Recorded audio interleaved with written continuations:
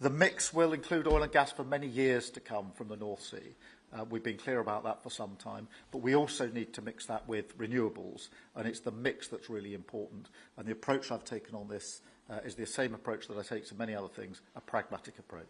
Thank you, Jack. I would like to say that we inherited the worst inflation in the history of our country.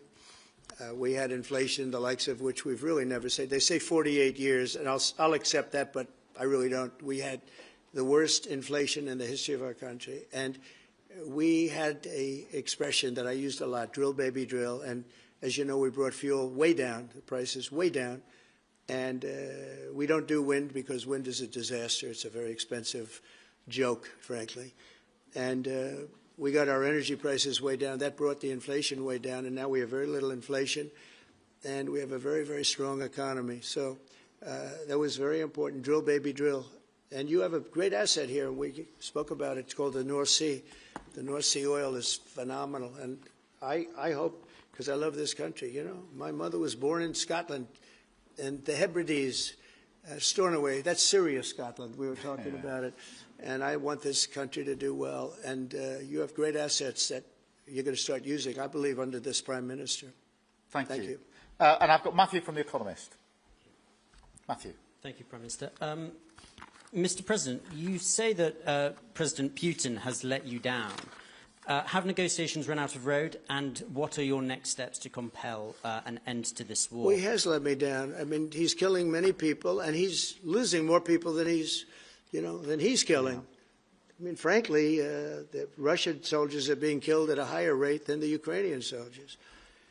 But, yeah, he said, let me down. I don't like to see. It's death. You know, it doesn't affect the United States. We have, other than unless you end up in a world war over this thing, you could. This was a thing that would have never happened had I been president. If I were president, it would have never happened. And it didn't happen for 4 years. Most people agree it didn't happen, nor was it close to happening. And I spoke to President Putin about Ukraine. It was the apple of his eye. I've said that many times. It was. But he would have never done what he did, except that he didn't respect the leadership of the United States. They just went through the Afghanistan total disaster for no reason whatsoever. We're going to leave Afghanistan, but we're going to leave it with strength and dignity. And we're going to keep Bagram, the big air base, one of the biggest air bases in the world. We gave it to them for nothing. We're trying to get it back, by the way. Okay, that could be a little breaking news. We're trying to get it back because they need things from us. We want that base back. But one of the reasons we want the base is, as you know, it's an hour away from where China makes its nuclear weapons. So a lot of things are happening, but I am very disappointed in the fact that that one's not settled. To think that we settled Azerbaijan and Albania, as an example, it was going on for years. It was never going to be settled. If you remember, the Prime Minister and the presidents, they were there for many years. They said, when they were in my office, we settled. And they started off at both sides of the Oval Office, so far away. I didn't know you could be so far away. And as we were together for an hour, they kept getting closer, closer. And by the time we finished, we all hugged each other.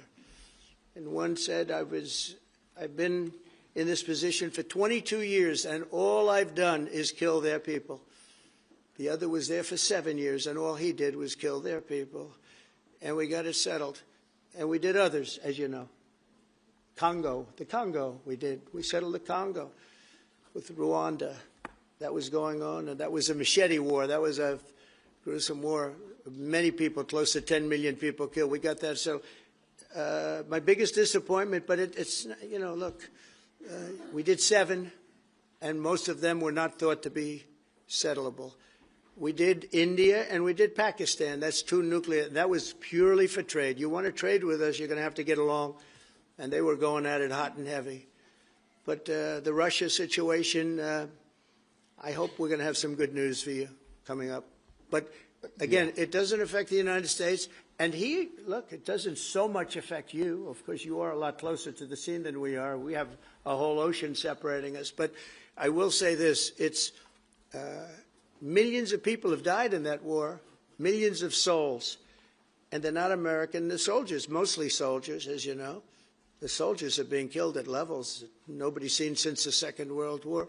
But they're being killed, and I feel I have an obligation to get it settled for that reason. Thank you. And just to add on that question, because we have to put extra pressure on Putin.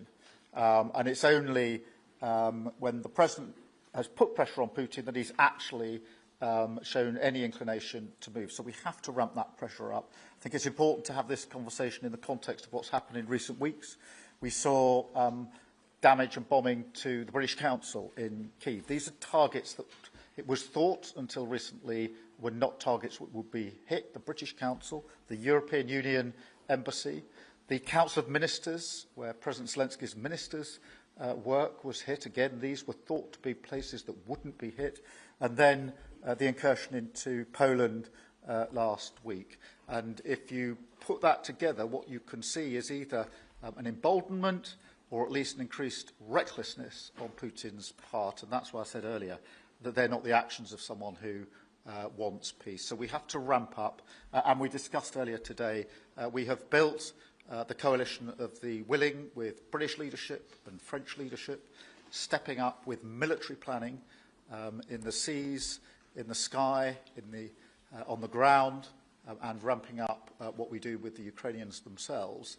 And of course, that, taken with an American guarantee, is now an example, I think, of the challenge of Europe stepping up to the plate, which it has done in the last few months, to show through what we and the French have done that we're prepared to take the lead in this and take the necessary measures. But that's a war that could have been a third world war, and I don't think we're going to be there now. But that was heading to a third world war, and what a shame it is. What a shame it is. Mr. President, do you want to call some of the I would love to call a outlets? few of them. Bev, do you want to have a question? I've got to come back to you. Bev Turner, GB News. Thank you. Having been in DC for a few weeks, it's really interesting to see how you run the country as a proud Christian leader. And it really begs the question to the Prime Minister, if you don't mind, are we still a Christian country? But also... when you say we, are you talking here or... Here. The UK. I'm still British. I might I'd live in rather America. have him I'm still answer British. that question. But also, I can't give you that answer. that's for the Prime